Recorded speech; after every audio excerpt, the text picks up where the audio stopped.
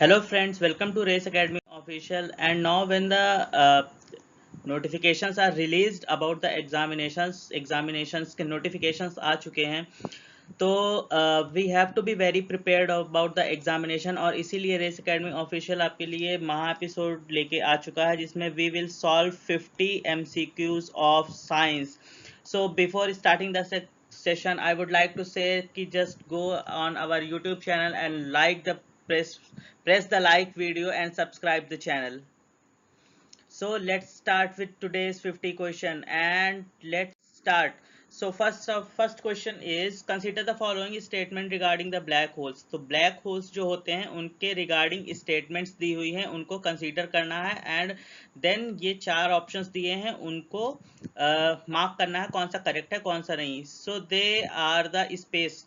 किसके बारे में बात हो रही है? ब्लैक होल्स के बारे में. So they are the space of massive mass density that even can not escape light their gravitational attraction. इतना ज्यादा अट्रैक्शन होता है ग्रेविटेशनल कि उससे लाइट भी नहीं निकल सकती है, ऐसा कह रहा है फर्स्ट स्टेटमेंट. दूसरा स्टेटमेंट कह रहा है black hole can be observed directly with the telescope that detect x ray light और other form of electromagnetic wave radiation. भाई इलेक्ट्रोमैग्नेटिक वेव्स या इलेक्ट्रोमैग्नेटिक रेडिएशंस के लिए भले ही एक्सरे और बाकी के जो टेलीस्कोप्स हैं यूज कर लिए जाते हैं, लेकिन भाई क्या है कि टेलीस्कोप से कैसे दिखाई पड़ेगा जब इससे कोई इलेक्ट्रोमैग्नेटिक वेव या लाइट रिफ्लेक्ट ही नहीं हो रही है. सो सेकेंड ऑप्शन यहाँ पे हमारा गलत हो जाएगा and the correct option is one that is massive mass and density that even cannot light can reflect. भाई क्या होता है ग्रेविटेशनल अट्रैक्शन? क्या होता है जिसका जितना ज्यादा मास होगा, ग्रेविटेशन क्या कहता है जितना ज्यादा मास होगा उतना ज्यादा अट्रैक्शन होगा. तो क्या होता है इनका मास बहुत ज़्यादा होता है, इसकी वजह से इनकी डेंसिटी बहुत ज़्यादा होती है. और डेंसिटी क्या होती है कि जो मॉलिक्यूल्स होंगे वो बहुत ज़्यादा पास पास सिचुएटेड होंगे. सो इसमें क्या होगा, कोई भी लाइट की रे जाएगी और इन पार्टिकल्स के बीच में फंस के रह जाएगी, वो रिफ्लेक्ट नहीं कर पाएगी. दैट इज वाई ये क्या कहलाते हैं? Black holes. So black holes are the bodies और the space of massive mass and density that even light can not escape. लाइट भी इसमें से नहीं escape कर पाती है.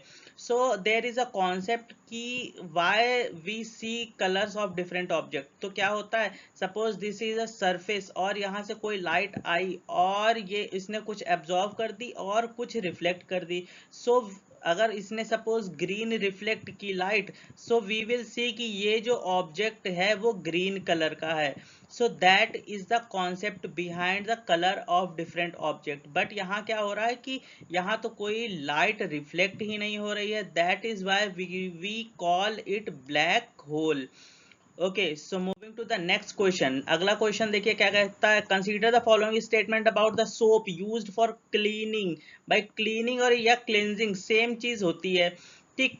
तो सोप के बारे में तीन स्टेटमेंट्स दिए हैं. Let's read. Soap are the sodium and potassium salt of long fatty acid. Okay, second statement है during cleansing soap help in increasing the surface tension. भाई ये कह रहा है.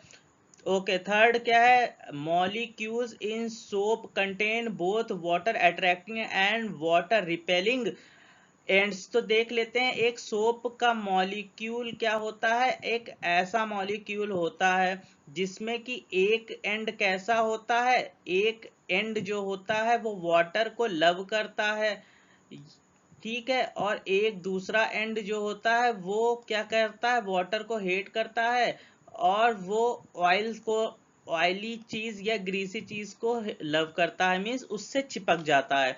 सो क्या होता है, जो वाटर को हेट करता है या ऑयल को जो लव करता है वो ऑयल एंड डर्ट से चिपक जाता है, और वाटर वाला जो एंड है जिससे वाटर चिपकता है वो उसको बाद में लेके चला जाता है. So that is how mechanism of cleansing works. So the use of soap is to decrease surface tension, not increase surface tension. So जब भी cleansing की बात आएगी तब क्या होगा, सरफेस टेंशन को घटाने की बात आएगी. सरफेस टेंशन जितना ज्यादा कम होगा उतना ज्यादा क्लेंजिंग एक्शन होगा. इसीलिए कपड़ों को गर्म पानी में धोते हैं क्योंकि गर्म पानी का सरफेस टेंशन ठंडे पानी के सरफेस टेंशन से कम होता है, that is why we use lukewarm water, so that is not the option. And also the use of soap, soap का जो इस्तेमाल होता है, सोप जो होता है सरफेस टेंशन को कम कर देता है, नॉट इंक्रीज करता है, तो सेकंड गलत हो जाता है। We are with first and third, जो फर्स्ट एंड थर्ड है वो सही है, so the correct answer is D, first and third only. Moving to the next question, next question asks consider the following diseases: malaria, diabetes, lung cancer, Parkinson's disease. Which of the given are categorized as non-communicable? भाई non communicable disease क्या होती हैं? जो कि infectious नहीं होती है, मतलब एक पर्सन से दूसरे पर्सन में नहीं ट्रांसफर होती, उन डिजीजेस को क्या कहते हैं? Non infectious. भाई मलेरिया किस चीज से होता है? Malaria is because of mosquitoes या प्रोटोजोआ, मॉस्किटोज क्या होता है? प्रोटोजोआ को ट्रांसफर करते हैं, इसकी वजह से मलेरिया होता है। Diabetes is a disease, lifestyle disease, जिसमें कि हार्मोनल डिसबैलेंस, इम्बैलेंस हो जाता है। लंग कैंसर किस वजह से होता है? भाई लंग के जो सेल्स होते हैं उनमें इम्प्रॉपर सेल डिवीजन होता है, तो ये दूसरे में कैसे पहुंच जाएगा जब सेल डिवीजन, सेल्स थोड़ी ना एक्सचेंज हो जाएंगे। डायबिटीज में हार्मोन से रिलेटेड है, ये कैसे दूसरे इंसान को इन्फेक्ट करेगा। Parkinson's disease is also related to degeneration of tissues, so it is not, all of these are not the communicable disease। so non communicable disease कौन कौन सी है? A B C D, all are non communicable disease। moving to the next question asking about the gene pyramid। Gene pyramiding क्या होता है? तो gene pyramiding एक ऐसा process होता है जिसमें कि एक डिजायर्ड टाइप के, मतलब किसी टाइप के हमको एक जीन चाहिए, तो उस टाइप के जीन्स को हम इकट्ठा कर लेते हैं, collecting multiple desirable gene from different parents in a single genotype. भाई ढेर सारे, जो जैसे हमको किसी चीज के जीन चाहिए तो डिफरेंट एनिमल से, डिफरेंट सेल से निकाल के अगर हम उनको एक जगह पर इकट्ठा कर रहे हैं, एक सेल या एक जीनोम में इकट्ठा कर रहे हैं, तो उस प्रोसेस को कहते हैं gene pyramiding. So method of assembling multiple desirable gene from multiple parent into single genotype, this is the correct answer। so gene pyramiding is multiple parent से, मल्टीपल सेल से डिजायरेबल जीन्स को, जो gene की जरूरत है हमको आगे का प्रोसेस कोई करने के लिए, एक जगह पर इकट्ठा करने के प्रोसेस को जीन पिरामिडिंग कहते हैं। Moving to the next question. Okay, next question बहुत लंबा है, लेकिन लंबे क्वेश्चंस जनरली इजी होते हैं छोटे क्वेश्चंस की कंपैरिजन में। Let's start reading the long question। A person X joined two metallic hemisphere of 100 centimeter each, using a pump he extracted air out of their interior, creating vacuum inside। Vacuum बना दिया है उसने inside, ठीक है। उसमें जैसे कि ये दो हेमिस्फेयर हैं, विजुअली देखते हैं तो हमको थोड़ा ज्यादा समझ में आता है। तो ये दो हेमिस्फेयर हैं, इसमें से क्या कर लिया? एयर सक करके बाहर निकाल दिया है। So then he employed to set of horses, यहाँ पर हॉर्स 1 है, यहाँ पर हॉर्स 2 है।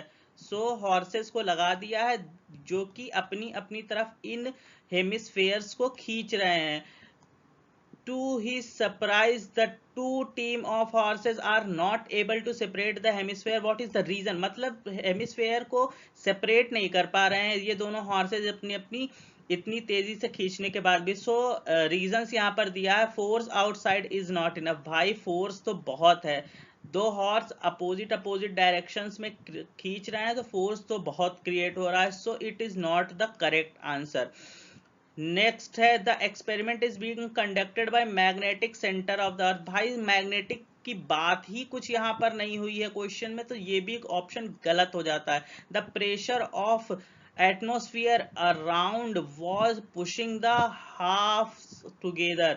मतलब जो बाहर का प्रेशर है, क्योंकि अंदर कोई प्रेशर है नहीं, अंदर वैक्यूम हो गया है, तो बाहर का प्रेशर इतना ज्यादा है कि ये इसको अंदर की तरफ पुश कर रहा है। एक्सचेंज आयंस की बात तो हो ही नहीं रही, आयंस की बात तो तब होगी जब केमिकल रिएक्शन होगा। सो यहाँ पर हम एलिमिनेशन मेथड से इस आंसर पर पहुंच चुके हैं। सो ये क्वेश्चन भले ही देखने में बहुत ही डिफिकल्ट लग रहा था, बड़ा लग रहा था, बट एलिमिनेशन मेथड से हम इजीली इस टाइप के क्वेश्चंस को कर सकते हैं। So the answer is 3, the pressure of the atmosphere around was pushing the halves means hemispheres together. So that is the correct answer. Moving to the next question. Next question is asking chemical compound और vitamin दी हुई है। भाई vitamin और chemical compound, ये मैं हमेशा से कहता हूँ सारी विटामिन के नाम याद होने चाहिए। So ascorbic acid vitamin C, that is correct. Retinol vitamin B1 नहीं होता, रेटिनॉल इज, देखो रेटिनॉल नाम से दिख रहा है कि ये किस चीज से रिलेटेड है, रेटिना से रिलेटेड है। किससे? रेटिना। रेटिना कहाँ पर पाई जाती है? आईज में पाई जाती है। और आईज के लिए हमको पता है कौन सी विटामिन ज्यादा इंपॉर्टेंट होती है? ए ज्यादा इंपॉर्टेंट होती। So retinol is vitamin A. So second गलत हो जाता है। एंड विटामिन ए, अब हमको पता चल गया रेटिनॉल है तो थियामिन हो ही नहीं सकता। सो दूसरा भी गलत हो जाता है, मतलब दूसरा और तीसरा दोनों गलत हो जाते हैं, only one is correct. So the correct answer is ascorbic acid is vitamin C. Okay, moving to the next question. Next question is asking the term neonicotinoids. भाई निकोटिन क्या होते हैं? जो टोबैको में सब्सटेंस पाए जाते हैं। नियो मीन्स होता है न्यू। तो आगे देखते हैं, is sometimes seen in news in the context of. So neonicotine क्या होते हैं? These are class of insecticide, new active pharmaceutical ingredient, toxic pollutant due to burning of crop stubble, environment friendly pesticide. So the correct answer for this question is the neonicotinoids are class of insecticides chemically related to nicotine. Nicotine ही जैसे होते हैं, लेकिन ये क्या होते हैं? Insecticides होते हैं। और ये बीज, जो हनी बीज होती है, इनके लिए बहुत ही डेंजरस होते हैं। तो यहाँ पर क्या कहा जा रहा? फ्रेंडली होते हैं। Okay, so the correct answer for neonicotinoids is the, it is a class of insecticides that chemically relate to nicotine. Moving to the next question. Next question is asking which of the following can be produced by industrial fermentation process. तो भाई fermentation देख लेते हैं क्या होती है process. तो fermentation एक ऐसी प्रोसेस होती है जिसमें कि सपोज ये एक न्यूट्रिएंट मीडिया है या कुछ भी है जिस जो कि न्यूट्रिशन प्रोवाइड कर सकता है, उसमें कोई भी माइक्रो ऑर्गेनिज्म्स डाले जाते हैं। बेसिकली डाले जाते हैं बैक्टीरियाज और different types of micro organism. तो माइक्रो ऑर्गेनिज्म को डाला जाता है ये इन न्यूट्रिएंट्स मीडिया को लेकर के, बिकॉज न्यूट्रिएंट्स हैं ये, तो ये क्या माइक्रो ऑर्गेनिज्म्स क्या करेंगे? ग्रो करेंगे। और ऐसे माइक्रो ऑर्गेनिज्म्स को बेसिकली इनमें डाला जाता है जो कि जिनसे कि हमको कोई प्रोडक्ट यूजफुल मिल सके। तो बेसिकली जो डाले जाते हैं एनारोबिक बैक्टीरिया डाले जाते हैं, तो वो ऑक्सीजन की एब्सेंस में रेस्पिरेशन करते हैं। और जब ऑक्सीजन की एब्सेंस में रेस्पिरेशन होता है तो उसका जो बाय प्रोडक्ट होता है वो अल्कोहल होती। तो अल्कोहल इंडस्ट्री में बेसिकली फर्मेंटेशन का प्रोसेस का यूज किया जाता है। अब क्या है? एंटीबायोटिक्स। एंटीबायोटिक्स में किस चीज का यूज? बैक्टीरियाज का ही यूज किया जाता है। तो बैक्टीरियाज ग्रो किए जा सकते हैं, तो ये भी करेक्ट हो जाएगा। विनेगर क्या है? एक एसिड है। तो अल्कोहल को हम अगर इसका क्या कर दें? ऑक्सीडेशन कर दें, तो अल्कोहल मतलब कोई भी अल्कोहल का ऑक्सीडेशन करोगे तो एसिड बन जाएगा। So vinegar, what is vinegar? Vinegar is a type of acid. So the correct second is also correct. Enzymes क्या होगा? जब माइक्रो ऑर्गेनिज्म्स डालोगे तो माइक्रो ऑर्गेनिज्म्स में कुछ एंजाइम्स भी प्रोड्यूस होते हैं। So enzymes is also produce using fermentation process. Suppose कि कोई बैक्टीरिया है जो कि इंसुलिन प्रोड्यूस कर रहा है या कोई और एंजाइम प्रोड्यूस कर रहा है, उस बैक्टीरिया को हम न्यूट्रिएंट मीडियम पे ग्रो कर रहे हैं जल्दी जल्दी, तो इसमें क्या होगा? फर्मेंटेशन का प्रोसेस ही तो हो रहा है। सिंगल सेल प्रोटीन भी ग्रो की जाती है फर्मेंटेशन प्रोसेस से। So all are correct and the right answer is D. So I hope सबको फर्मेंटेशन प्रोसेस, एंटीबायोटिक्स क्या होती हैं, vinegar, enzyme, single cell protein होती है ऐसी प्रोटीन जो यूनिसेल्यूलर ऑर्गेनिज्म से बनती है। यूनिसेल्यूलर ऑर्गेनिज्म्स जो होते हैं, it may be plant protein, it may be animal protein. So single protein मतलब सिंगल सेल की होती है, जो सिंगल सेल्स होते हैं वो प्रोटीन की तरह एक्ट करते हैं। Moving to the next question, consider the following statements with respect to bioplastic। Bioplastic के रिस्पेक्ट में दो स्टेटमेंट्स दे रखी हैं हमको। दो स्टेटमेंट्स कौन कौन सी हैं? These are made from by product of crop. भाई बायो प्रोटीन प्लास्टिक्स की बात हो रही है तो बायो से रिलेटेड होगा, तो ये कोई ना कोई बायोलॉजिकल प्रोडक्ट से बन रहा होगा। किससे? बायोलॉजिकल प्रोडक्ट से। तो by product of crop are also biological product. By product of crop क्या होते हैं? जो क्रॉप को यूज करने के बाद जो प्रोडक्ट्स बच जाते हैं, सच एज हस्क, भूसा, और क्या, जैसे कि other type of things like sugar cane को जब उसका जूस निकाल लेते हैं तो उसके बाद का जो वेस्ट बचता है वो बायोलॉजिकल वेस्ट हो गया। So all these type of waste that are produced in the fields are known as biological और by product of food crop. So इनका यूज करके क्या बनाया जा रहा है?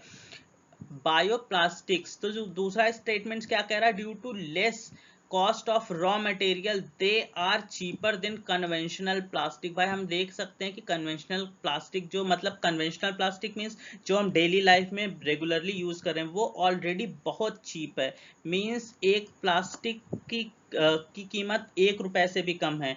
So that is already very cheap. So इससे चीप बायो प्लास्टिक आना बहुत ही मुश्किल है, बिकॉज बायो प्लास्टिक को बनाने के लिए बहुत ज्यादा टेक्नोलॉजी की जरूरत लगती है। So this can not be true in this case, only one can be true. So the correct answer for this question is only one, means these are made from byproducts of food crop। कौन? Bioplastic की बात हो रही। they are not so cheap, they are very expensive today।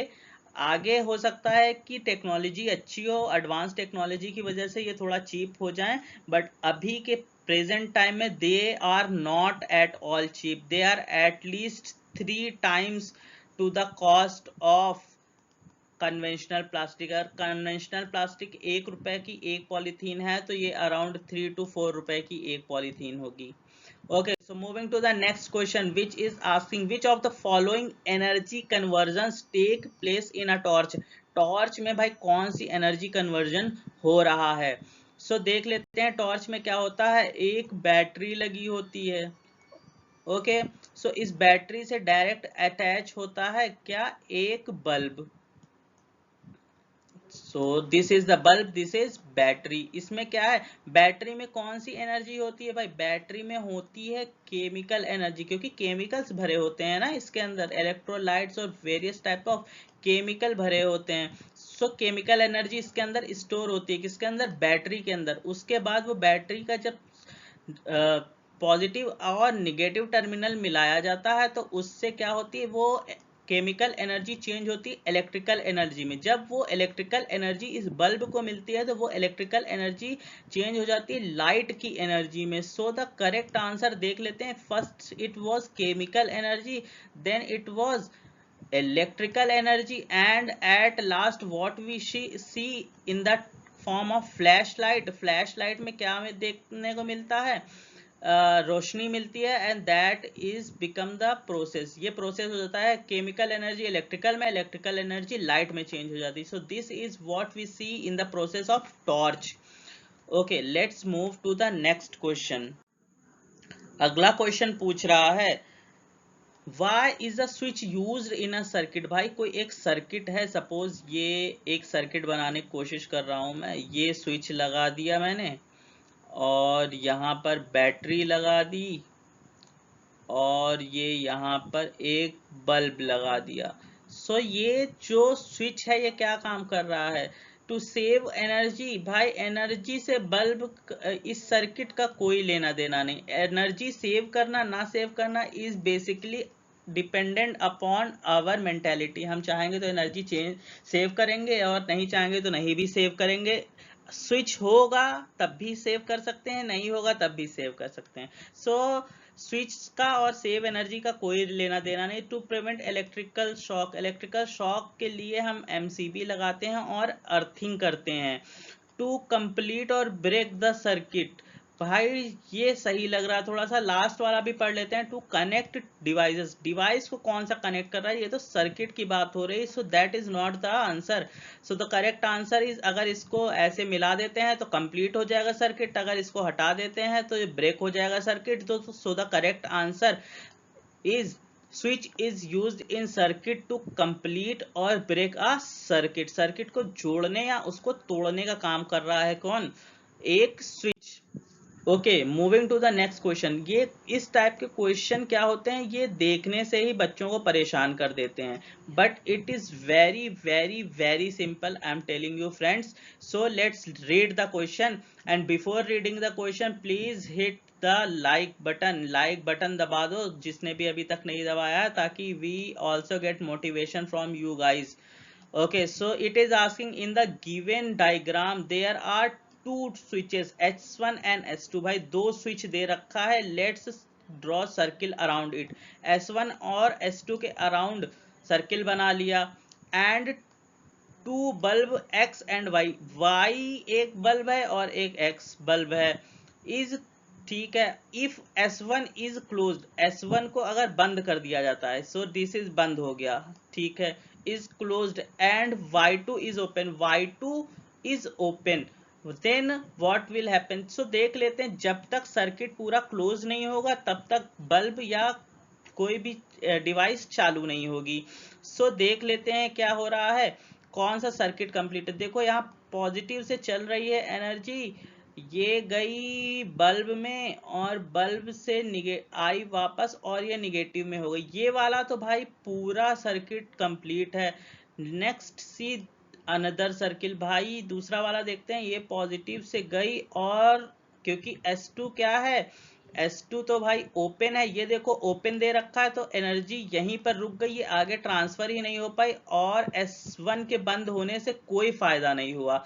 सो क्या होगा कि Y वाला bulb तो जलेगा, बिकॉज यहाँ पर सर्किट कंप्लीट है और यहाँ पर सर्किट कंप्लीट नहीं है। So the correct answer is Y will grow, in this condition Y will grow.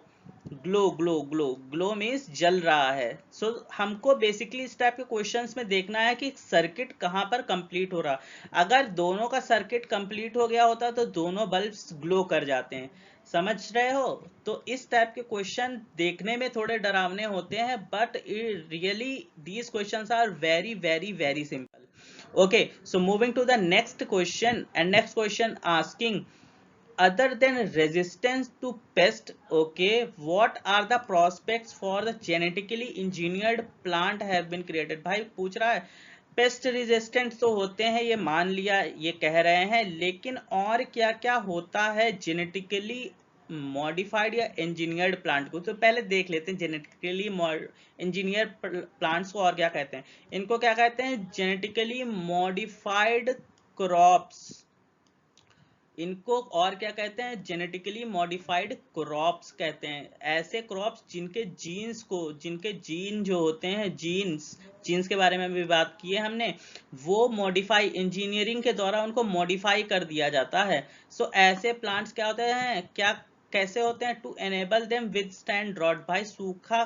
का ज्यादा प्रभाव ना पड़े इसलिए बनाए जाते हैं।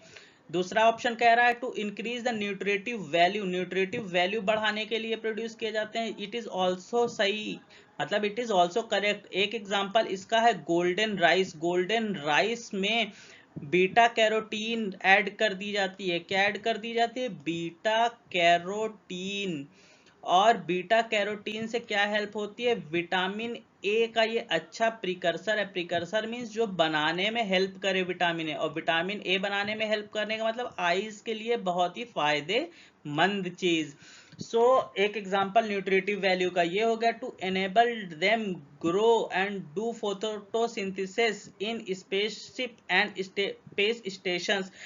ये भी बिल्कुल सही है, ऐसे प्लांट्स को बनाया जा रहा है या बायोलॉजिकल इंजीनियरिंग या जेनेटिकल इंजीनियरिंग बनाया जा चुका है, जिनको इजीली फोटोसिंथेसिस कराया जा सके स्पेसशिप में और स्पेस स्टेशंस में। सो ऐसे प्लांट्स क्या कहे जाते हैं, बेसिकली बायोलॉजिकली या genetically engineered plant to increase their life, भाई उनकी लाइफ, अपनी लाइफ भी अच्छी बढ़ाने में हेल्प करना चाहिए। So all are correct regarding genetically modified या इंजीनियर्ड क्रॉप या प्लांट, तो इनको जीएमसी कहते हैं। और इनके दो एग्जाम्पल जो इंडिया में बहुत ही फेमस हैं वो हैं बीटी कॉटन। बीटी कॉटन बहुत ही फेमस है और इसमें कंट्रोवर्सीज भी बहुत हुई थी, और BT brinjal. Okay, so you can write these things on your notebook. BT cotton and BT brinjal are genetically modified crops. Moving to the next question. लो भाई एक और BT से आ गया, a genetically engineered form of brinjal. भाई brinjal का एक genetically engineered form है known as BT brinjal. BT brinjal इसको कहा जाता है। अभी लास्ट क्वेश्चंस में ही हम ऐसे बात कर रहे थे।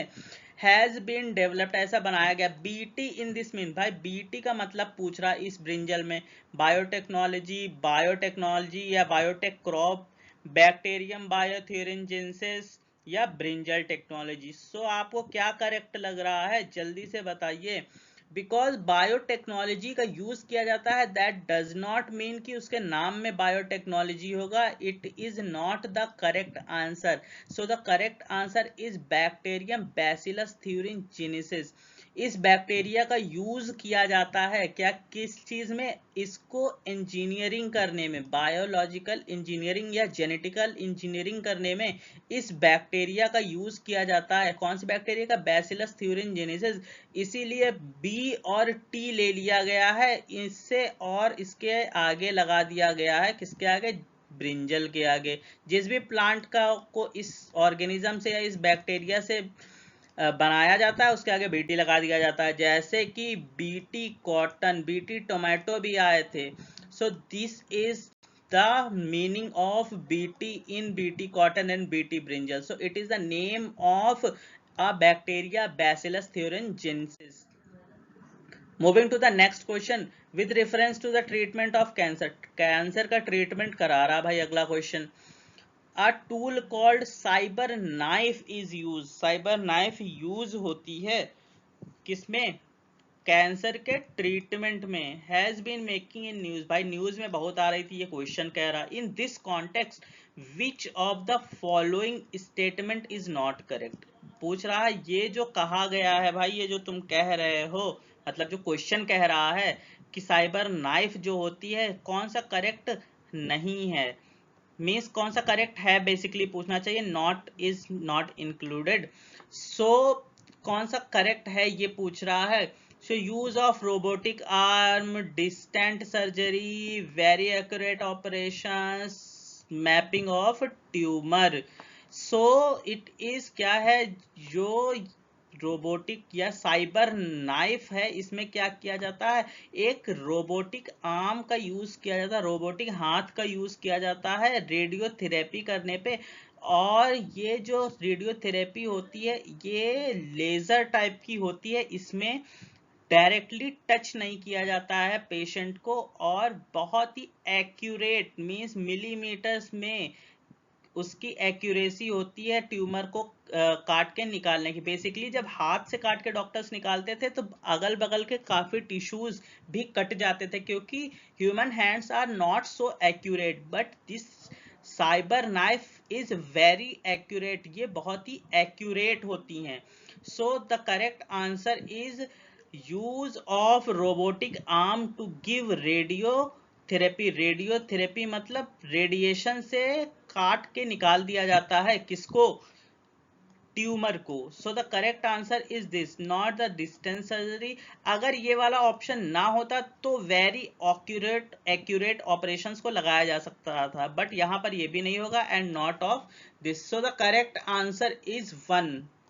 Moving to the next question, in the context of alternative source of energy, alternative source of energy की बात की जा रही है। Ethanol as a viable biofuel can be obtained from. भाई इथेनॉल कहाँ से ऑब्टेन किया जा सकता है? अभी हमने फर्मेंटेशन की बात की, किसकी बात की? फर्मेंटेशन। फर्मेंटेशन में क्या होता है? इथेनॉल क्या है? अल्कोहल है। लास्ट में हमने क्या बताया था वहां पे कि एक कंटेनर में क्या लिया जाता है? एक न्यूट्रिएंट मीडिया लिया जाता है, मींस ऐसा मीडिया जो कि जिसमें न्यूट्रिएंट्स बहुत होंगे, और इन सब में राइस, पोटैटो, वीट, शुगर के इन सब में कार्बोहाइड्रेट्स का कॉन्सेंट्रेशन ज्यादा अच्छा खासा होता है। तो ऐसे न्यूट्रिएंट्स मीडिया पे क्या किया जाएंगे? बैक्टीरियाज को ग्रो किए जाएंगे, एनारोबिक बैक्टीरिया। ठीक है, एनारोबिक बैक्टीरिया की खास बात क्या होती है? ये बैक्टीरियाज ऑक्सीजन की एब्सेंस में ब्रीदिंग करते हैं और इसका बाय प्रोडक्ट होता है अल्कोहल। सो यहाँ से बैक्टीरिया को ग्रो करा के अल्कोहल यानी इथेनॉल निकाल लिया जाता है।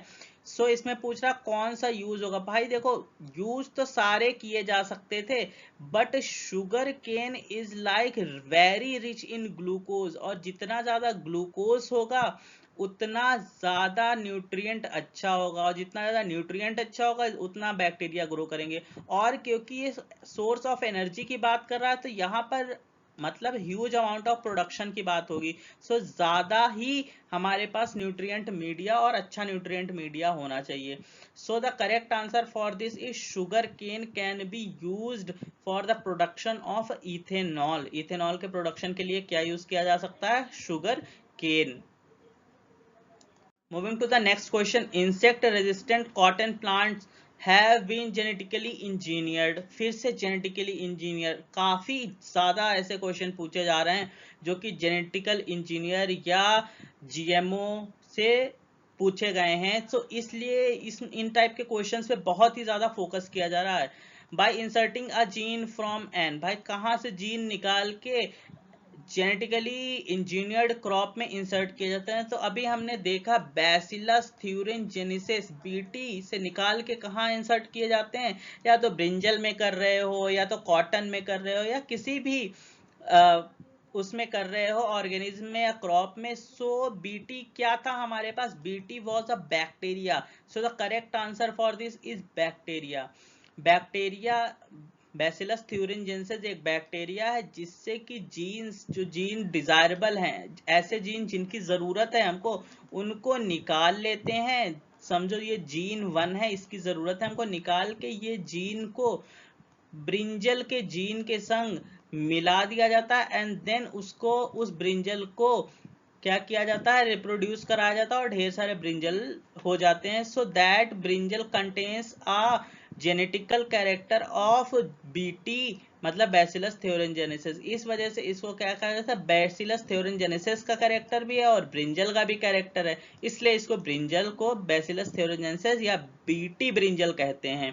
So the correct answer is bacteria का यूज भैया किया जाता है। Moving to the next question, and before next question go and hit the like button because we are dedicating a lot of time for you people, क्योंकि हम जानते हैं कि ये एग्जाम आपके लिए कितना इम्पोर्टेंट है और ये टाइम भी बहुत ही इम्पोर्टेंट है प्रिपरेशन के लिए। And these questions are very frequently asked questions. So इस टाइप के क्वेश्चंस अगर आपने कर लिए, सो देयर आर चांसेस कि ऐसे ही क्वेश्चन डायरेक्टली आस्क किए जाएंगे एग्जामिनेशन में और रिलेटेड, बिकॉज हम यहाँ पर एक क्वेश्चन से रिलेटेड काफी सारे एस्पेक्ट्स डिस्कस कर रहे हैं, इसलिए हमको चांस नहीं है कि इस चीज से बाहर के क्वेश्चंस आएंगे। So please hit the like button to motivate us to make more such videos before examination, ताकि हम एग्जामिनेशन के पहले ढेर सारी वीडियो तुम्हारे लिए बना सके। इसलिए हमको तुम्हारे लाइक की बहुत ज्यादा जरूरत है। So moving to the next question, neem tree has acquired industrial importance. Neem को भाई इंडस्ट्रियल इंपॉर्टेंस मिल चुका है एज अ सोर्स ऑफ, क्योंकि इसमें सोर्स है, इसको एज अ सोर्स देखा जा सकता है। किसको? Biopesticide, anti cancerous compound and bio fertilizer. भाई तो देखो, नीम का कैंसर से कोई लेना देना नहीं है, बिकॉज कैंसर क्या है? Cancer is a lifestyle disease, और ये सेल से रिलेटेड डिजीज होती है। ये जो होता है नीम, ये क्या होता है, ये एंटीबायोटिक होता है, मतलब ये माइक्रो ऑर्गेनिजम्स को मारता है। तो अगर कोई माइक्रो ऑर्गेनिज्म वाली डिजीज होती तो उसको बारे में सोच सकते थे, लेकिन cancer is not a micro organism की डिजीज। इसमें क्या होता है, सेल ग्रोथ होने लगती है, बहुत ही ज्यादा अनकंट्रोल्ड सेल की ग्रोथ होने लगती है। So this can not be our answer, but the correct answer is it is a source of biopesticide and it is also a source of fertilizer. So the correct answer is 1 and 3, and third option is correct. So let's tick this, and neem is seen as biopesticide and biofertilizer. Okay, moving to the next question. Which one of the following techniques can be used to establish patriarchy या sorry not patriarchy, paternity of a child? भाई बच्चे के parents को पता लगाने के लिए कौन सी टेक्निक यूज की जाती है? तो ये तो क्वेश्चन बहुत ही इजी है, बिकॉज ऐसी चीजें हम अपने टीवी में, मूवीज में बेसिकली बहुत ही फ्रीक्वेंटली सुनते हैं कि भाई जब भी बच्चे मिक्स हो जाते हैं या उसके पेरेंट्स का पता लगाना होता है तो हम कहते हैं ना डीएनए टेस्टिंग करा लेंगे। सो that is basically the DNA finger printing. Technical term, जो करेक्ट टेक्निकल टर्म है because of that is DNA finger printing. इसमें क्या किया जाता है, पेरेंट्स के भी डीएनए लिया जाता है और चाइल्ड का भी डीएनए लिया जाता है और उन दोनों को मैच कराया जाता है। सो जितना ज्यादा, मतलब दो अगर पेरेंट्स आपस में डिस्प्यूट कर रहे हैं, पेरेंट ए और पेरेंट बी, और बच्चे का सेल लिया गया, तो जिस पेरेंट का सेल सबसे ज्यादा रिलेटेड, मतलब इससे मैच करेगा, वो उसका असली पेरेंट्स होगा। सो सपोज ए का मैच नहीं कर रहा, ए का 96% मैच कर रहा है और इसका 98% बी का मैच कर रहा है। So B is the right parent. So the correct answer is DNA fingerprinting. DNA fingerprinting के द्वारा के जरिए क्या पता लगाया जाता है, parenting paternity of the child के पेरेंट्स कौन है इसको पता लगाया जा सकता है। डीएनए, वैसे डीएनए फिंगरप्रिंटिंग का बहुत ही और भी यूज है साइबर क्राइम में। तो साइबर क्राइम में सपोज किसी का ब्लड क्राइम सीन पे छूट जाता है तो उसके ब्लड को के सैंपल को लेके उसका डीएनए टेस्टिंग करते हैं, ताकि कोई भी अगर क्रिमिनल मिले और उसका भी फिर डीएनए लिया जाता है और उन दोनों को मैच कराया जाता है। अगर मैच हो जाता है तो that is a proof that can be use as a proof कि ही और she is the criminal. so it is also used in that. Moving to the next question. Next question is asking H1N1। H1N1 भाई एक virus है, कह रहा है, is sometimes mentioned in the news। News में बहुत बार आता रहता है।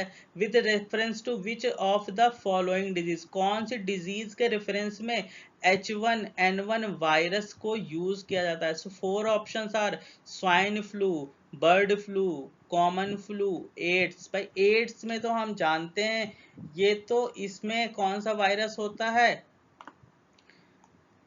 HIV virus, human immunodeficiency virus. So AIDS तो नहीं होगा इसका आंसर, लिख लो यहाँ पे HIV वायरस। कॉमन फ्लू में क्या होता है, हमको जो कॉमन सर्दी जुकाम होता रहता है, that is not because of H1N1। so that is common flu, that is also a viral disease but not H1। bird flu is also not an answer of it। so the correct answer of swine flu is H1N1। so H1N1 virus क्या करता है, swine flu. और swine flu इसको क्यों कहते हैं, क्योंकि swine is a term basically used for pigs. So pigs में होता है ये basically, so that is why it is known as swine flu। so ये भी बहुत ज्यादा चर्चा में आ जाता है डिजीज। कोरोना से पहले तो स्वाइन फ्लू ही बहुत ज्यादा चर्चा में थी, because it is also a viral disease. And viral disease का सबसे ज्यादा ड्रॉबैक्स ये होता है कि इनको इतनी इजीली कंट्रोल नहीं किया जा सकता है। Okay, so let's move to the next question. अभी नेक्स्ट क्वेश्चन में ऑप्शन नहीं दे रखा है। Next question as it is एक पेपर से उठाया गया है ताकि आपको एक सैंपल की तरह दिखाया जा सके कि किस टाइप के क्वेश्चन आते हैं और what we are solving here. हम यहाँ पे जो सॉल्व कर रहे हैं एक क्वेश्चन में अराउंड हम सी कर रहे हैं कि लगभग 4 से 5 क्वेश्चन कवर हो, और यहाँ पे जो बेसिकली क्वेश्चन पूछे जाते हैं वो हमसे थोड़ा सा सब स्टैंडर्ड होते हैं, हमसे कम स्टैंडर्ड के होते हैं।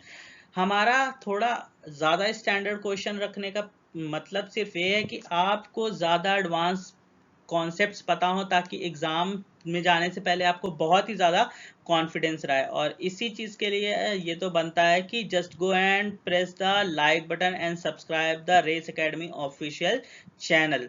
सो consider the following pair. Vitamin दे रखी हैं और डिफिशियंसी डिजीज दे रखी है।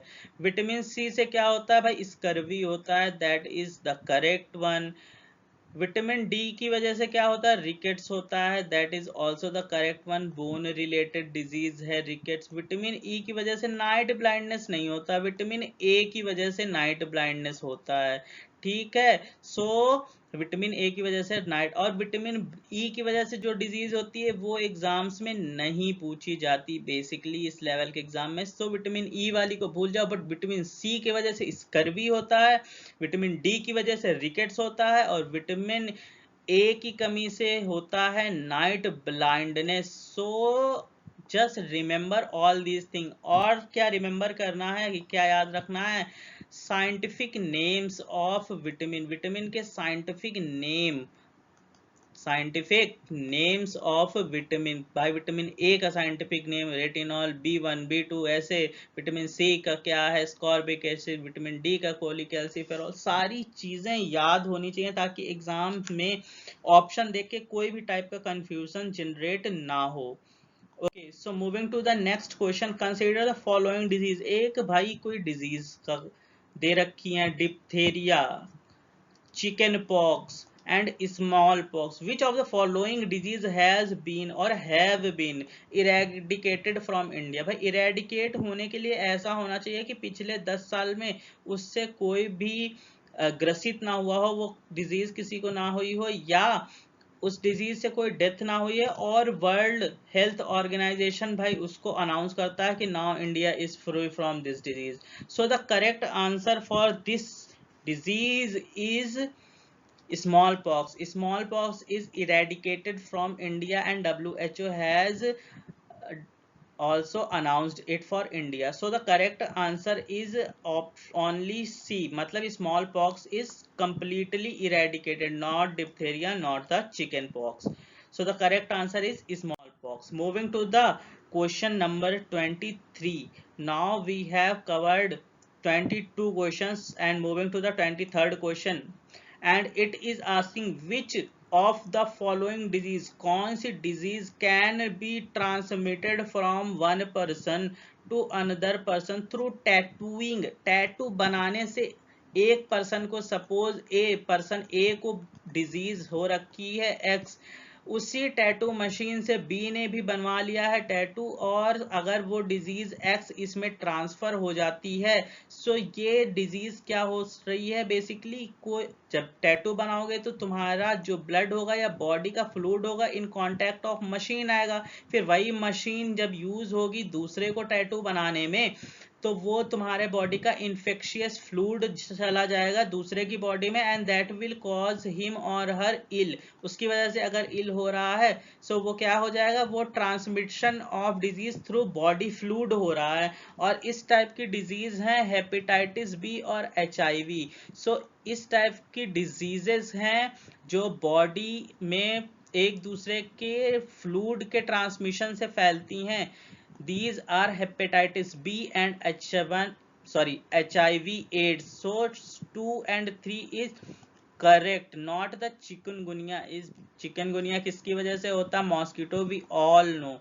So the correct answer for this is HIV. That is why infectious injections, मतलब जो already used injections हैं उनको यूज करने से मना किया जाता है, और शेविंग जो नॉर्मल से शेव करने वाली दुकानें होती हैं बार्बर की, वहां पर जो शेविंग कराने से पहले हमें ब्लेड्स चेंज करानी चाहिए, और जो मशीन अगर सेम यूज कर रहा है तो उसको धोने के लिए बोलना चाहिए, सो दैट कि इन्फेक्शंस का, ऐसी डिजीज के इन्फेक्शंस का कोई खतरा ना रहे, because these are not treatable diseases. Viral diseases हैं दोनों, हेपेटाइटिस और HIV, and they are not permanent curable. Permanent cure दोनों का नहीं है, so you have to be very conscious about this. Tattoo वैटू कराने से थोड़ा, या तो कराओ तो फिर बहुत ही स्टैंडर्ड जगह पे कराओ जहां पर पूरे मेजर्स और प्रिकॉशंस लिए जा रहे हों। So this is moral science. Let move to the question. अपना क्वेश्चन आ गया है 24। Which of the following drug is used in the treatment of malaria. Malaria के ट्रीटमेंट में कौन सा, भाई ये मलेरिया के ट्रीटमेंट से डिजीज, जब हमारा कोरोना फैला था तो क्या शुरू शुरू में एक नोशन, एक रूमर फैली थी कि जो मलेरिया की दवाइयां हैं वो किसमें फायदेमंद हैं, वो फायदेमंद हैं कोरोना को ट्रीट करने में। उस समय इस दवाई का बहुत ज्यादा नाम सुनाई दे रहा था। तो now you have to tell which drug is used in the treatment of malaria। Malaria में कौन सा ट्रीटमेंट किया जाता है, कौन से ड्रग से। सो AZT is not the answer, because AZT किसके लिए यूज होता है, बेसिकली एड्स के लिए यूज होता है। एंटीबायोटिक्स इज बैक्टीरिया की, कोई भी डिजीज से रिलेटेड कोई भी डिजीज है तो उसके लिए antibiotic. Chloroquine is used for malaria, malaria के लिए क्लोरोक्विन यूज किया जाता है। एंटीपायरेटिक इज एनी ड्रग, ऐसा ड्रग जो बॉडी टेम्परेचर को कम कर देता है, बॉडी टेम्परेचर को या फीवर को कम करने में हेल्प करता है, उसको एंटीपायरेटिक कहते हैं, जैसे कि paracetamol. So it is antipyretic. Okay, so the correct answer for this question is chloroquine। Chloroquine is used to treat what? Malaria। Malaria किसकी वजह से होता है? We all know किसकी वजह से होता है, मॉस्किटो की वजह से फैलता है। और मॉस्किटो कौन सा माइक्रो ऑर्गेनिज्म फैलाता है? प्रोटोजोआ होता है एक, जिसका नाम होता है plasmodium. So you all have to note this thing कि malaria is transmitted by mosquito. Mosquito क्या रिलीज करता है, कौन सा माइक्रो ऑर्गेनिज्म? प्रोटोजोआ। और प्रोटोजोआ में भी कौन सा specific protozoa? So it is plasmodium. So you have to write all these thing to make correct 5-6 question at the same time. एक साथ 6-7 क्वेश्चन हम डिस्कस कर रहे हैं। लाइक AZT कभी पूछ लेता है कि कौन सा ड्रग है, किस चीज में यूज होता है, तो you all have to remember AZT is used for the treatment और for cure of AIDS. Antibiotics क्या होती है, बैक्टीरिया से रिलेटेड है। क्लोरोक्विन क्या है, मलेरिया से। एंटीपैरेटिक्स पूछ लेता, what are antipyretics. So we are dealing with several question in one question, so for that you need to write all these things on your notebook।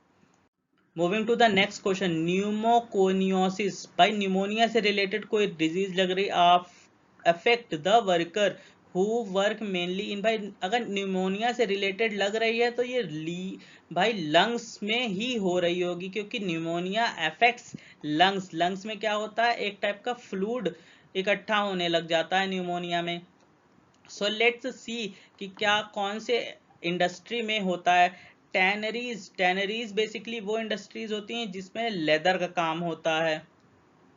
Okay, glass industry we all know. Coal and mining, chemical industry. So coal and mining में क्या होता है, बहुत ज्यादा dust क्या होती है उसमें रिलीज होती है, बहुत ज्यादा डस्ट और बहुत ही केमिकल्स वाली गैसेस रिलीज। जब भी माइनिंग की जाती है वहां पर ढेर सारे केमिकल्स से वहां पर एक्सप्लोजन किया जाता है, उसकी वजह से गैस आती है, प्लस जो माइंस के अंदर गैसेस होती हैं। सो these all affect lungs very much, और उसकी वजह से जो एक बीमारी होती है इन वर्कर्स में, उसका नाम है pneumoconiosis. So what is the name? That is difficult to pronunciate actually. Pneumoconiosis। Pneumoconiosis is a disease related to the workers of coal and mining industry. Coal और माइनिंग में जो भी काम कर रहे हैं उनको ये डिजीज होने का खतरा रहता है। Okay, so moving to the next question. Next question is 26. The number is 26. So we have covered almost half of the question. 50 questions का आज टारगेट है और 25 हम कवर कर चुके हैं। सो अभी तक जिसने भी इस वीडियो को लाइक नहीं किया है तो जाके लाइक करो, ताकि हम आगे के भी 25 क्वेश्चन इजीली कर पाए। So the question is antigen is substance which, antigen पूछ रहा है क्या होता है बेसिकली, डिस्ट्रॉयज हार्मफुल बैक्टीरिया। भाई अगर ऐसा नहीं है, इसको तो बोलते हैं क्या, एंटीबायोटिक्स। इनको क्या बोलते हैं, अभी हमने पढ़ा लास्ट क्वेश्चन में, एंटीबायोटिक बोलते हैं, not antigen. Treat to use to treat poisoning, poisoning में नहीं यूज करते हैं antigen. Stimulate formation of antibody, so this is the correct answer. It doesn't, it can cause, but can cause fever, that I am not saying it cannot cause fever, but the correct answer is antigen is anything that stimulates the formation of antibodies। शरीर में कोई भी चीज ऐसी जा रही है जिससे एंटीबॉडीज बन रही हैं, that is antigen। so the correct answer is C। although fourth option is also partial correct, और अगर थर्ड ऑप्शन ना दिया होता तो हम ये ऑप्शन टिक करते हैं। So the correct answer here is C. Moving to the next question. Next question is athlete's foot is a disease caused by. भाई एथलीट्स फुट कैसे हो जाते हैं? एथलीट्स कौन होते हैं? जो दिन भर स्पोर्टिंग करते हैं, डे लॉन्ग 12 घंटे से 15 घंटे तक स्पोर्टिंग करते हैं। स्पोर्टिंग करने में किस चीज की जरूरत होती है भाई? दिन रात शूज और टाइट शूज पहने रहना पड़ता है। उसकी वजह से क्या होता है, टाइट शूज की वजह से शूज के जो शूज नॉट फुट की जो ये स्पेसेस होती हैं, ढेर सारी स्वेटिंग होती है, और इसकी वजह से यहाँ पर क्या होता है, यहाँ पर माइक्रो ऑर्गेनिजम्स ग्रो करने लगते हैं और इसकी वजह से यहाँ पर घाव होने लगते हैं। सो फुट में घाव होने लगते हैं, उस कंडीशन को क्या कहते हैं? Athletes foot. और ये होते हैं because of fungal growth, fungus grow कर जाता है भाई उंगलियों के बीच में, पैर की उंगलियों के बीच में, बिकॉज ऑफ एक्सेस क्या, स्वेटिंग एंड हॉट टेम्परेचर। भाई कोई भी 12 घंटे या 15 घंटे एक्सरसाइज या स्पोर्टिंग कर रहा है तो उसके बॉडी टेम्परेचर ऑलवेज हाई ही रहेगा। हाई टेम्परेचर एंड स्वेटिंग की वजह से फंगल ग्रोथ होता है, जिसकी वजह से क्या हो जाता है, यहाँ पर इंजरीज हो जाती हैं, and that is known as athlete's foot. Athlete foot कहते हैं उसको। So the correct answer for this question is fungal growth की वजह से हो जाता है। सो एथलीट फुट अब सबको याद रहना चाहिए। विच of the following not, so question is asking the function of heavy water. Heavy water को भाई कभी कभी पूछ लेता है कैसे लिखते हैं, तो इसको लिखते हैं D2O। नॉर्मल वाटर को कैसे लिखते हैं? H2O। सो हैवी वाटर को कैसे लिखते हैं? D2O। ये रिमेंबर रखना है। In nuclear reactor, nuclear reactor में कैसे यूज किया जाता है? तो D2O is actually little heavy than water, so it slows down the speed of neutron। Neutron को बेसिकली न्यूक्लियर रिएक्टर में यूज किया जाता है, ज्यादा स्पीड ना हो जाए न्यूट्रॉन्स की, कंट्रोल्ड स्पीड रहे, इसलिए हैवी वाटर का यूज किया जाता है। So the correct answer is what, to slow down the speed of neutron। so the A option is the correct one। correct one is A option। D2O is the scientific or symbolic representation of heavy water। and कभी कभी ये भी पूछ लेता which of the following is used in nuclear reactor? H2O, D2O, दो other chemicals दे रखे होंगे, तो you will have to remember D2O as well as heavy water। इसका काम क्या है, ये यूज कहाँ किया जाता है? so at the same time we are preparing 4 question in 1 question, and to that आपको ये करने के लिए कॉन्टिन्यूसली क्वेश्चंस के साथ साथ नोट्स बनाने पड़ेंगे, so that you have to remember each and everything that I am saying to you. जो भी मैं कह रहा हूँ सब याद रखने के लिए आपको नोट्स कुछ ना कुछ लिखते रहना पड़ेगा जो मैं बोल रहा हूँ, ताकि आपको याद रह पाए। Okay, moving to the next question which is asking in which of the following areas GPS technology be used. GPS का फुल फॉर्म भी बहुत सी बार पूछ लेता है, तो इसका फुल फॉर्म है global positioning system.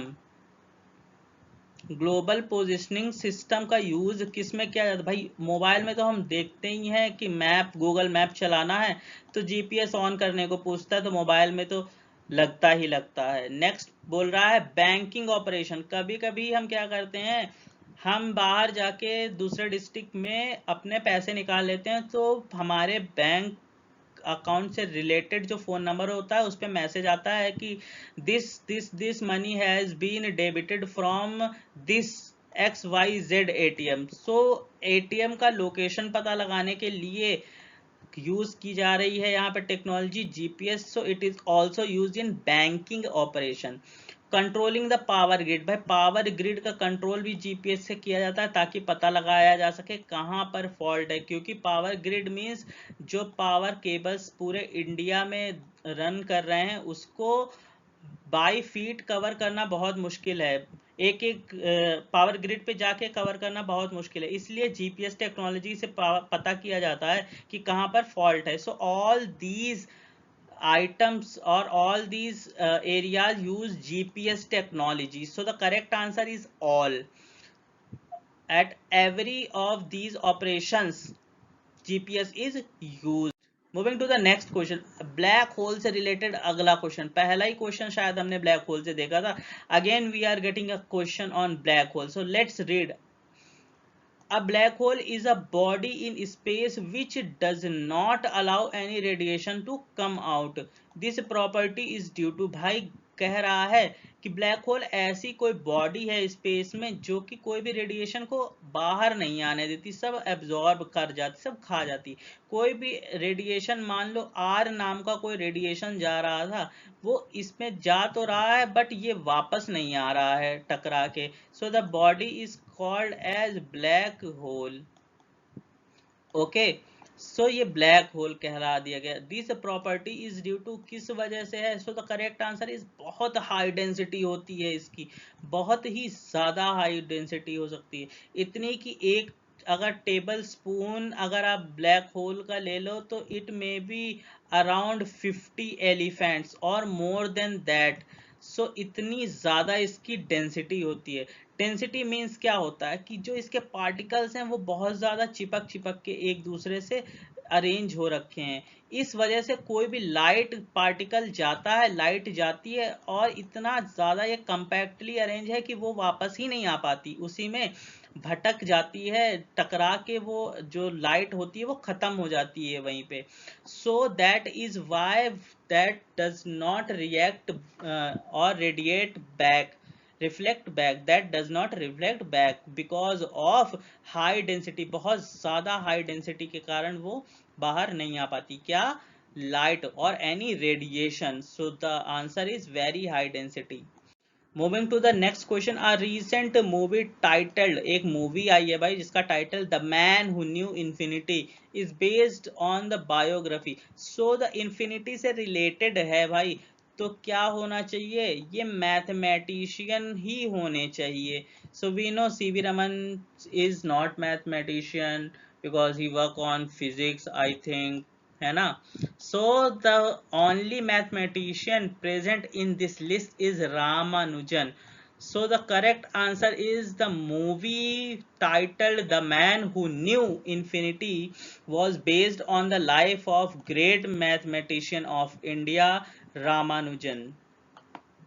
Okay. Moving to the next question, which of the following element is not found in, किसमें नहीं पाया जाता है ये वाला एलिमेंट? सो जर्मन सिल्वर एक अलॉय होता है। अलॉय मींस जो कि दो तीन मेटल या नॉन मेटल से मिलके बना हो, उसको अलॉय कहते हैं। बेसिकली अलॉय किस लिए बनाए जाते हैं? क्योंकि हल्के होते हैं ये वेट में, इन ये मजबूत, इनकी स्ट्रेंथ बहुत ज़्यादा होती है, और ये दूसरे टाइप के जैसे इलेक्ट्रिकल कंडक्टिविटी अगर ज़्यादा चाहिए तो वैसा बनाया जाता है, या कम चाहिए तो वैसा बनाया जाता है। अगर उसकी मेल्टिंग पॉइंट बहुत ज़्यादा चाहिए तो टंगस्टन जैसा बनाया जाता है। सो ऐसे अलॉयस बनाए जाते हैं। कई ढेर सारे मेटल्स और नॉन मेटल्स को मिला के। सो पूछ रहा है जर्मन सिल्वर में क्या होता है, क्या नहीं पाया जाता, not found in German silver, copper, zinc, aluminium और nickel. So the right answer is aluminium नहीं पाया जाता है भाई, ये तीनों चीज पाई जाती है। Copper is around 50% of German silver. Zinc is around 35%. Nickel is around 15% of the entire German silver and aluminium is 0%। सो कभी कभी ये लगता है ना सिल्वर का नाम ले रहा है तो सिल्वर जैसा तो एल्यूमिनियम ही दिखता है, तो हम ये आंसर लगा देते हैं, but that is not the correct option. So the correct answer here is aluminium is not found in German silver and other copper, zinc and nickel. So यहाँ पर हमारा एक और क्वेश्चन तैयार होता है कि जर्मन सिल्वर में क्या क्या पाया जाता है। सो हमको अब पता हो गया copper is around half of the German silver, zinc कितना होता है 35%, निकेल कितना होता है 15%। सो वी ऑल नो अब कि copper, zinc and nickel is found in German silver and what is not found is aluminium. Moving to the next question. Next question is asking plaster of Paris. भाई plaster of Paris को क्या कह रहा है, chemically क्या कहा जाता है। सो हमको वो लगता है कि ये क्वेश्चन तो सभी को पता होगा because calcium sulphate is the correct answer, क्योंकि plaster of Paris is a very common chemical that we use in our home.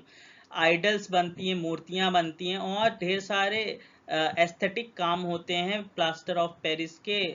Home interior designing में काम होता है, प्लास्टर चढ़ता है प्लास्टर ऑफ पेरिस का जब हाथ पैर टूटते हैं। सो इतना कॉमन केमिकल है कि इसका साइंटिफिक नेम और इसका साइंटिफिक फॉर्मूला पता होना बहुत ही जरूरी है। So the correct answer is calcium sulphate. कभी कभी कैल्शियम सल्फेट लिख के नहीं देता है, इसलिए CaSO4 dot half H2O।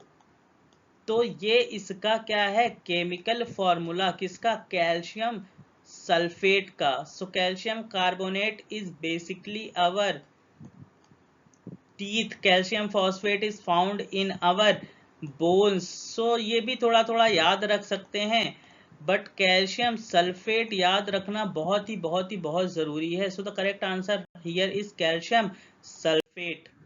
Moving to the next question. Next question is asking, पूछता है भाई oxytocin is a milk releasing hormone. So milk releasing hormone है, रिलीजिंग का मतलब प्रोड्यूस नहीं कर रहा है। ये जो हार्मोन है, हार्मोन क्या हेल्प कर रहा है, ये हेल्प कर रहा है इस मिल्क को रिलीज कराने में। सो it is secreted which of the, अब पूछ रहा है कि ये जो ऑक्सीटोसिन, कंफ्यूज नहीं होना कि मिल्क कहां से सिक्रीट हो रहा, पूछ रहा है कि ऑक्सीटोसिन कहां से सिक्रीट हो रहा, विच gland. So the correct answer for this is pituitary gland that is found near brain, मतलब अपने ब्रेन में ही पाया जाता है। Okay, so pituitary gland is the gland which secretes oxytocin and oxytocin is milk secreting hormone. So कभी कभी ये question पूछता है which of the following is known as milk secreting hormone. So the correct answer for that will be oxytocin. Pancreas क्या release करता है, कौन सा hormone, insulin. Liver, not any hormone specifically but bile juice, and bile juice helps in, bile juice किस में help करते हैं, fat के डाइजेशन में, fat digestion. So this is the thing and the correct answer is pituitary gland. Gonad से ये hormones नहीं release होते हैं, गोनैड से बेसिकली सेक्स हार्मोन्स रिलीज होते हैं which is LH and FSH, luteinizing hormone and follicle stimulating hormone. So these hormones are being released by gonads. So the correct answer for this question is pituitary gland. Moving to the next question, SI unit of the radioactivity. SI मतलब कि standard unit, standard unit जो कि हर जगह use हो रही हो वो radio activity की क्या है? Radioactivity was discovered by madam Marie Curie, और उन्हीं को ऑनर देने के लिए, ट्रिब्यूट देने के लिए उन्हीं के नाम पे ही एसआई यूनिट रख दी गई रेडियो एक्टिविटी की. So the correct unit of radioactivity is what? Not what but curie. So what is the unit of voltage? ये भी लिखते चलो साथ में, क्योंकि these questions are frequently asked. Coulomb is the unit of charge. Charge की unit है coulomb. Newton is the unit of force. Force की यूनिट न्यूटन है. So these all units are basically given on the name of scientist. सो जो भी scientist ने इस field में काम किया है, उस साइंटिस्ट के नेम पे ये यूनिट्स रख दी गई हैं. So let me repeat, what is a unit of voltage? Voltage को नापते किसमें है? What. Coulomb is the unit of charge. Curie is the unit of radioactivity. That is the answer of this question. Newton is a unit of force. Force की unit क्या है? Newton. So you have to remember all this because these questions can also be asked in the examination. So here in this series we are not only solving 50 question but around 50 into 4 means 200 question कम से कम हम एक साथ सही या करने का प्रयास कर रहे हैं या लर्न कर रहे हैं. So because we are putting extra effort for you guys for your examination, just go and hit the like button and motivate us by subscribing the Race Academy official channel. So ऐसे है video हम रोज upload करेंगे जब तक exam खत्म नहीं होते हैं, सो दैट हम मैक्सिमम नंबर ऑफ क्वेश्चंस कर पाए. Okay, so moving to the next question. CMYK is associated with. भाई CMYK क्या होता है? सो फुल फॉर्म होता है इसका cyan, which is blue type of colour. Magenta, which is a kind of pink colour. Yellow, we all know what is yellow. And K for होता है की, which is to indicate black color. So these all are 4 color. Basically 4 colors newspaper या कोई भी printed material के last में ऐसे बना दिए जाते हैं ताकि कोई भी एक सिंबल वो कम्युनिकेट करता है.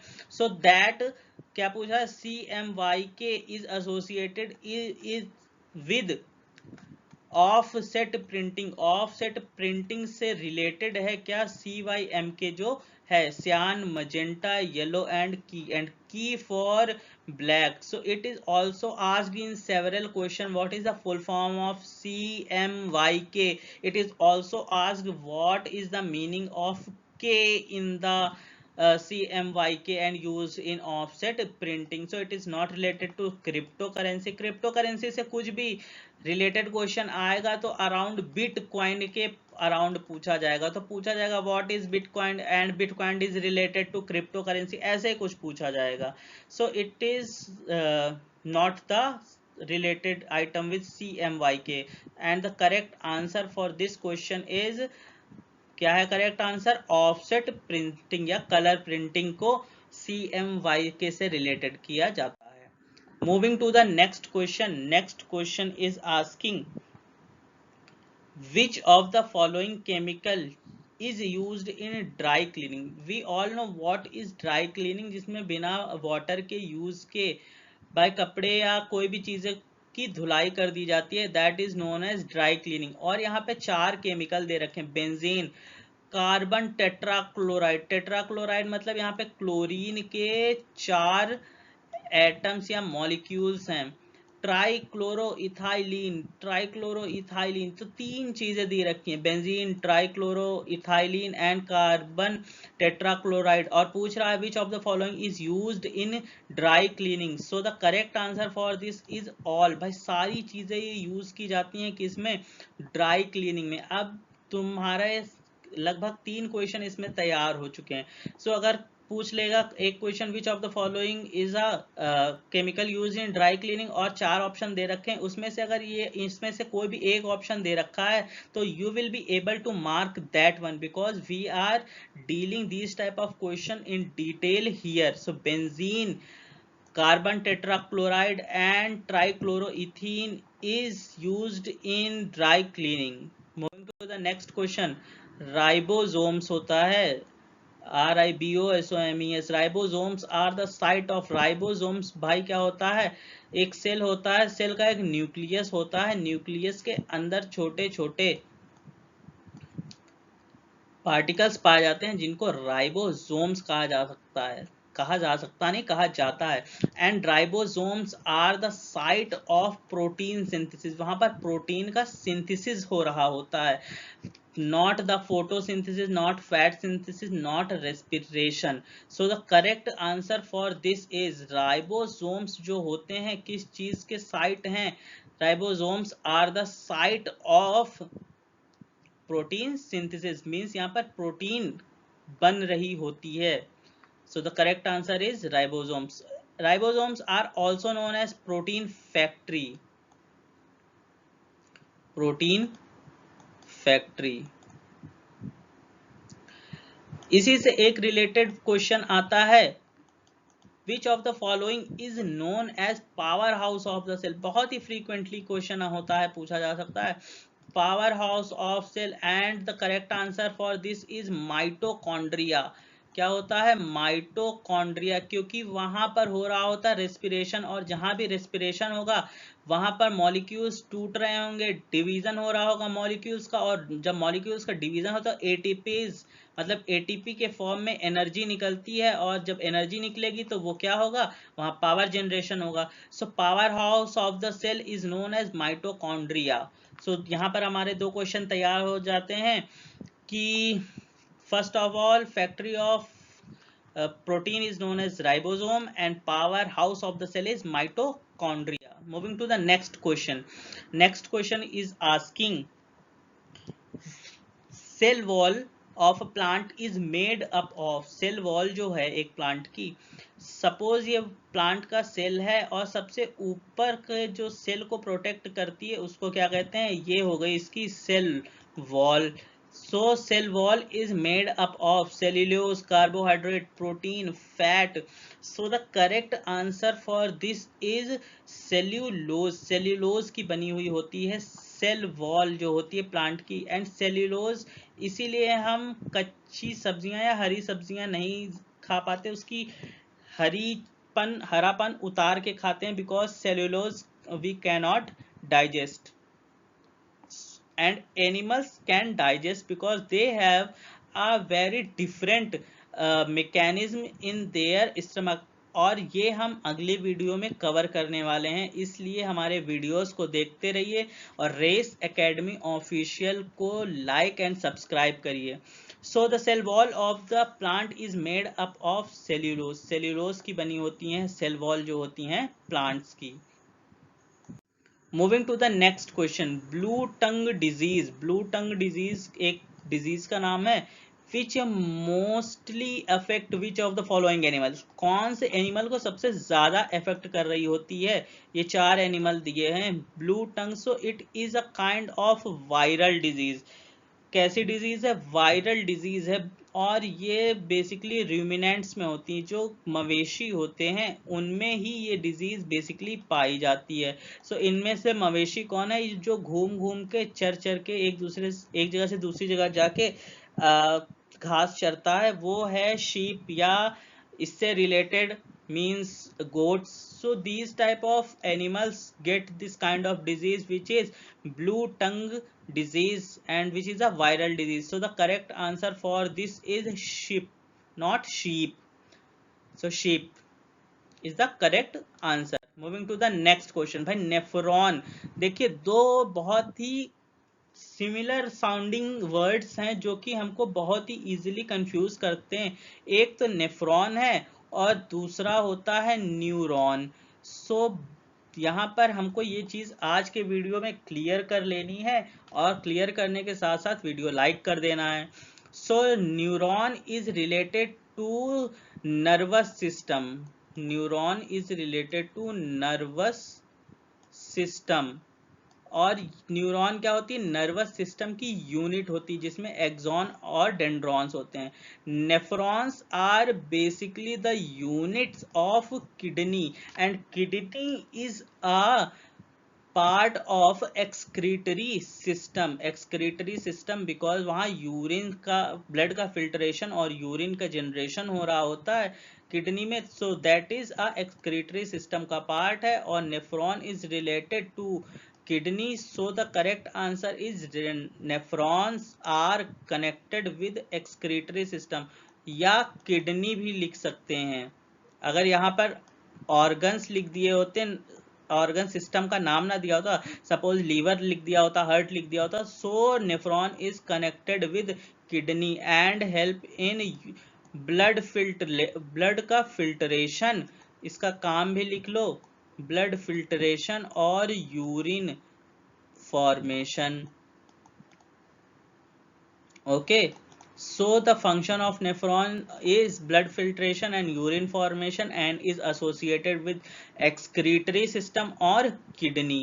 What is neuron? Neuron is basically a functional unit of nervous system जिसमें से सिग्नल्स एक पार्ट ऑफ द बॉडी से दूसरे पार्ट ऑफ बॉडी में जा रहे होते हैं। So nervous system is a messenger system होता है बॉडी में, जिससे कि इलेक्ट्रॉनिक फॉर्म ऑफ वेव्स एक पार्ट ऑफ द बॉडी से दूसरे पार्ट ऑफ द बॉडी में पहुंचती हैं। एंड इस पहुंचाने का काम कौन कर रहा होता है? बेसिकली न्यूरॉन्स कर रहे होते हैं। सो इनको ऐसे अपनी बॉडी के वायर्स समझ लो। So neurons are associated with nervous system, nervous system is associated with the messaging inside the body. Moving to the next question, next question is asking yellow colour of urine. भाई urine अभी हम लोग बना रहे थे kidney और nephron से, so next question पूछ लिया है इसने, is associated with in the, so sorry it is asking yellow colour of urine is because of, किसकी वजह से हो रहा है presence? Cholesterol, lymph, bile, urobilin. So the correct answer for this is urobilin. Urobilin की presence की वजह से ही जो यूरिन होता है that is yellowish, pale yellow इसको कहते हैं, PALE येलो, कभी कभी दूसरा नाम भी दे देगा, सो उसको लेकर भी तैयार रहना। और कभी कभी इस यूरोबिलिन को यूरोक्रोम भी कह देता है, so we have to prepare with these, CHROME, urochrome भी कह लेता है। सो द येलो कलर और pale yellow colour of the urine is because of urobilin और urochrome. Okay, so we have to remember this, not the lymph, not the cholesterol, not the bile. Moving to the next question, the resistance of our body to a disease is called। भाई हमारी disease से resistance करने की जो ability है उसको क्या कहते हैं, इसके बारे में पूछ रहा है। एनीमिया क्या होता है भाई? बेसिकली होता है, लिख लेते हैं सारी चीजें आज ताकि हमारे सारे क्वेश्चंस सही हो जाएं। एनीमिया इज क्या होता है? लॉस और लैक ऑफ ब्लड, ब्लड की कमी होगी शरीर में, that is known as anaemia. Polycythaemia is a type of blood related disease. तो ये हमारे क्वेश्चन में किसी भी हालत से नहीं आएगा, इसलिए हमको ये याद भी नहीं रखना।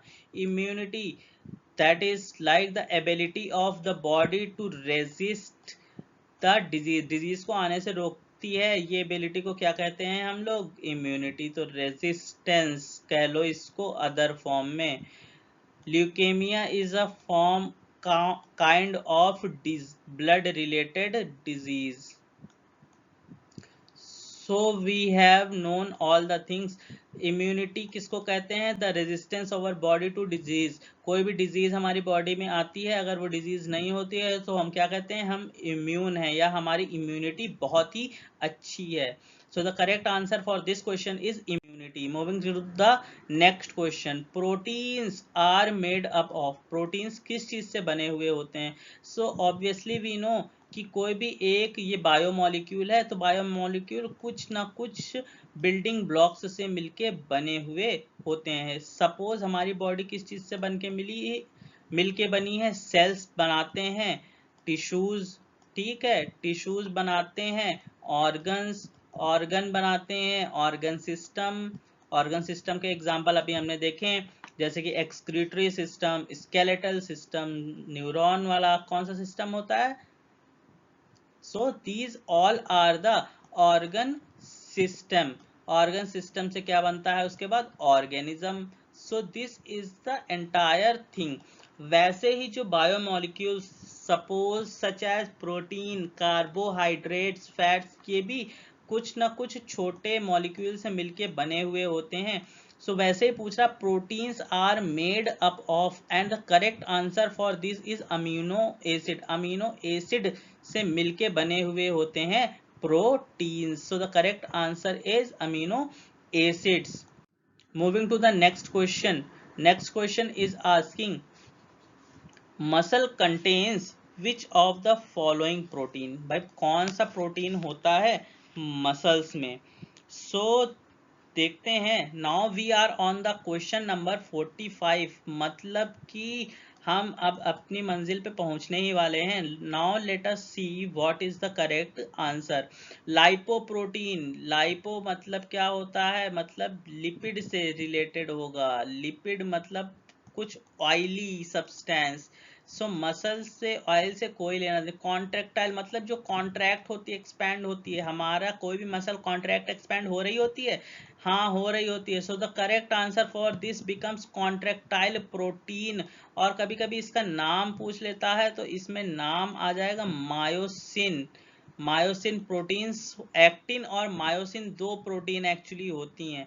सो ये दोनों का नाम हम लिख लेते हैं। These two proteins are found in muscles and these proteins are also known as contractile protein। कौन सी protein, contractile protein, and these proteins are found in our muscle cells।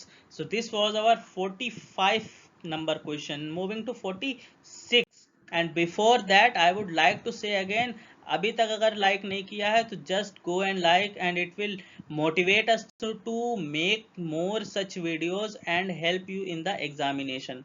LPG gas mainly consist of, LPG gas का full form कभी कभी पूछ लेता है, liquefied petroleum gas.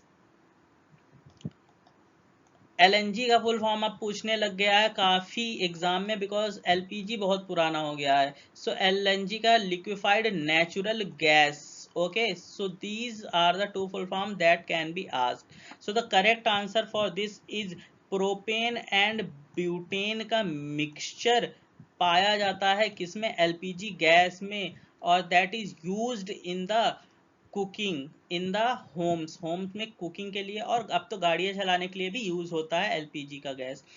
There is a substance that is added to the LPG gas so that if it is leaked it is easily traceable। अगर leak होती है तो उसको ट्रेस किया जा सकता है। उस सब्सटेंस को क्या कहते हैं, that we will discuss in our next video। so keep watching our video and press the like button and subscribe the channel so that जैसे ही नई वीडियो आए और आपको पता चल जाएगा कि एलपीजी में कौन सा सब्सटेंस मिलाया जाता है, so that it is easily traceable when it is leaked. Moving to the next question, F hormone किसको कहा जाता है। सो पहले एफ का मतलब पता कर लेते हैं। So F is flight. First full form is flight, second is fear, third is fight, FIGHT। तो भाई फ्लाइट में क्या होता है, फ्लाइट जब उड़ती है तो कैसे लगता है, घबराहट होती है हमको। सो स्ट्रेंज फीलिंग आती है, ठीक है, स्ट्रेंज फीलिंग। फियर जब होता है तब हमको कौन सा, कैसा लगता है, और जब फाइट करते हैं तब हमको गुस्सा आता है, ठीक है, ढेर सारा एंगर आता है। So in this all conditions, fear की कंडीशन में, स्ट्रेंज लगने की कंडीशन में, एंगर की कंडीशन में एक हार्मोन रिलीज होता है जिसको क्या कहते हैं, एड्रिनलिन। एड्रिनलिन हार्मोन, जिसको हार्मोन ऑफ एग्रेशन भी कहा जा सकता है। तो जब आप एग्रेसिव होते हो, जैसे कि विराट कोहली को कहा जाता है कि एग्रेसिव प्लेयर है, सो मे बी हो सकता है कि एड्रेनलिन लेवल जब वो खेलता हो तो उसका एड्रेनलिन लेवल काफी हाई हो जाता हो, इस वजह से इतना एग्रेसिव खेल पाता है। So the correct answer for this question is FFF hormone is adrenaline hormone and it is also known as flight hormone, fear hormone और fight hormone. So इन तीनों कंडीशन में क्या हो, कौन सा हार्मोन निकलता है? That is adrenaline hormone. Moving to the next question. Next question is asking which of the following is milk sugar? Milk sugar कौन सा है? सो मिल्क शुगर क्या होता है? मिल्क में एक शुगर पाई जाती है, दैट इज लैक्टोज शुगर। कौन सी शुगर होती है? Lactose. And when milk is denatured, milk को कर्ड में जब कन्वर्ट किया जाता है, so lactose is converted into lactic acid. Lactic acid में कन्वर्ट हो जाती है कौन? Lactose sugar. And it the process को क्या कहा जाता है? इस प्रोसेस को बेसिकली कर्ड बनाने का प्रोसेस कहा जाता है। और इसमें जो बैक्टीरिया यूज होता है, उस बैक्टीरिया का नाम हमको याद रखना है। उस बैक्टीरिया का नाम होता है लैक्टोबैसिलस। क्या है? लैक्टोबैसिलस। यही बैक्टीरिया यूज होता है मिल्क को कर्ड में कन्वर्ट करने के लिए। So move to the next question. Sugar cane consists of, sugar cane में क्या पाया जाता है? So the correct answer is sugar cane consists of glucose and fructose, and it is also known as, the mixture of these two sugar is also known as sucrose. So कभी कभी answer अगर sucrose दे रखा है, so also it is the correct answer. So sugarcane consists of glucose and fructose. Moving to the last question of this 50 question series. वैसे तो 50 question directly हैं, लेकिन around we have solved 200 questions. So ऐसे ही 200 questions को 1-1.5 घंटे में करने के लिए हमें मोटिवेट करिए, और मोटिवेट करने के लिए press the like button and subscribe the Race Academy official channel. So it is asking which of the following is a type of glucose molecule. Glucose molecule का कौन सा एक टाइप है इन 4 ऑप्शंस में से? सो अभी हमने पढ़ा कि भाई प्रोटीन तो एमिनो एसिड होती है, ठीक है। फैट्स क्या होते हैं? ये बेसिकली लिपिड्स होते हैं। Carbohydrates are glucose. So the correct answer for this is carbohydrate. And this was the last question. So we have covered 50 questions, and in this way we are covering 50 questions every day. और 50 questions का mean यहाँ पे क्या है? We all know we are solving around 4 or more than 4 question in one question. So we are around solving 200 questions at the same time. So ऐसे ही channel को subscribe कर दीजिए ताकि इस टाइप के वीडियोस आप तक आते रहें, और एग्जाम से पहले साइंस एंड टेक्नोलॉजी का कोई भी क्वेश्चन आपसे बचे ना। So it was me Prabhat Kumar. Thank you for watching the video. Hope to see you in the next video. Bye.